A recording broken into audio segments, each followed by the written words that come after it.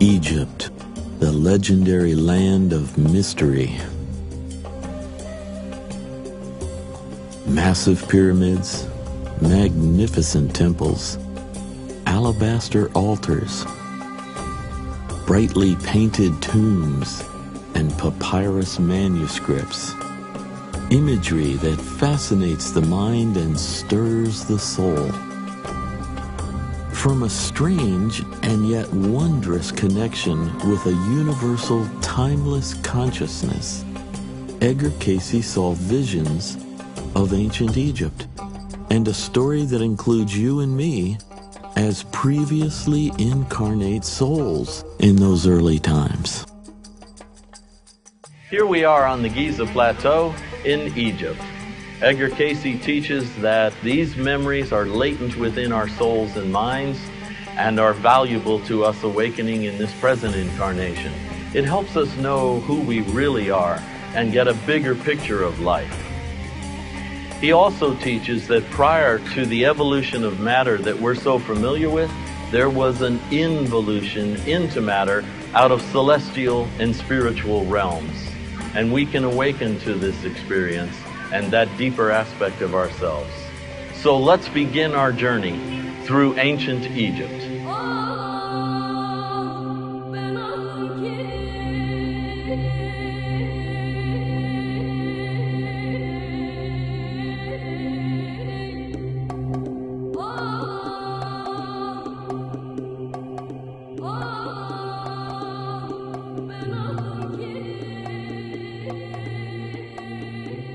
Edgar Cayce's dates for the ancient Giza Plateau are much older than most of the archaeological historical dates we publish today.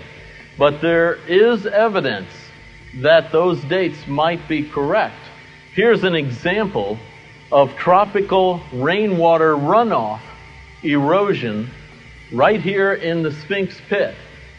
Well, that would date this area back to when it had tropical rains, which would be 9,000 to 11,000 BC, much older than initially thought to be the age of the Sphinx.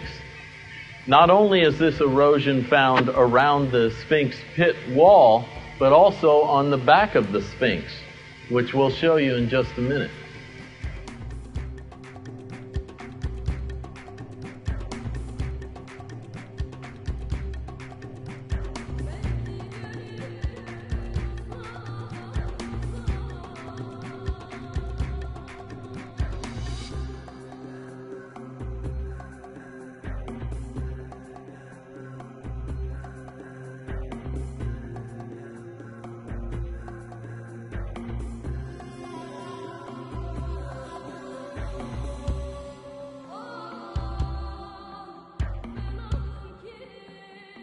We don't have the time to cite all the amazing features of the Great Pyramid, but here are the most striking.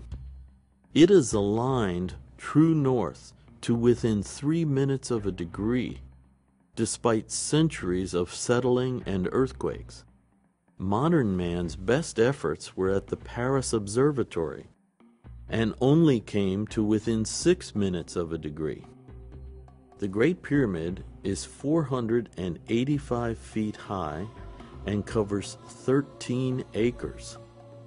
The pyramid rests on a platform perfectly square, level to within 0.8 of an inch. After all these years of settling and earthquakes, it has been estimated that over 2,300,000 stones compose it. If the pyramid was built in 20 years, as some ancient sources state, it would mean setting over 13 stones per hour, 24 hours a day, for the entire 20 years, no days off.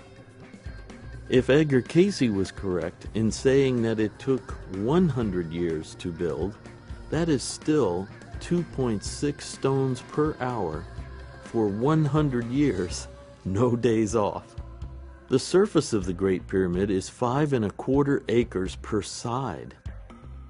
Amazingly, each side is actually 2 sides, as the sides slope in to a center line. The surface casing stones were straight to within 1/100th of an inch. The joints between the stones average only 1/50th of an inch in width, and yet there is an extraordinarily thin film of white cement between them that bonds the blocks together. The average weight of these casing stones is 16 tons. The slope of the Great Pyramid is 51 degrees 51 minutes, making the height of the Great Pyramid in proportion to its perimeter. At the base, exactly the same as the radius of a circle in proportion to its perimeter. This is the well-known value of pi.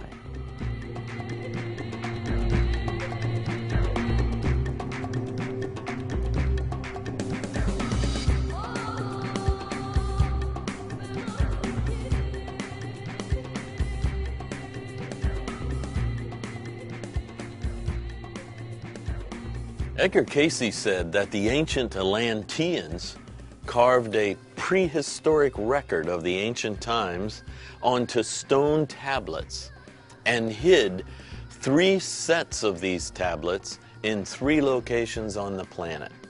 Of course, one of the locations was in Egypt. Cayce said that the chamber containing these tablets is beneath and in front of the Sphinx. He said that there is a chamber directly under the Sphinx that is an antechamber to the record chamber. And there is a passageway that leads from this antechamber into what he called the Hall of Records. If we look at the Dream Stela carved by Thutmose IV, we can see a chamber and a door beneath the Sphinx. Is this ancient Egyptian trying to show us just how deep this antechamber is in the bedrock of the Giza Plateau? According to Cayce, the Hall of Records is off the right front paw of the Sphinx.